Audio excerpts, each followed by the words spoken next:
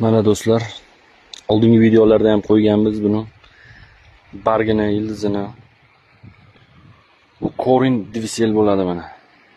Corin Divisel. Mana shunaqa gullaydi. Xuddi mana shunaqa o'sadi. Mana. Xuddi mana shunaqa bo'ladi do'stlar.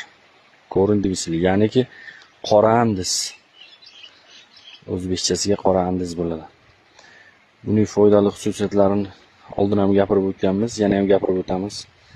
Ichki shamollashlar bo'ladigan bo'lsa, ichki yallig'lanishlar bo'ladigan bo'lsa, suyak kasalliklariga juda foydali giyohlardan hisoblanadi bu do'stlar. Mana gijjalarni to'kishda ham keng ko'lamli ishlatiladi mana. Do'stlar mana. Mana Divisel mana. Ya'ni qora andis.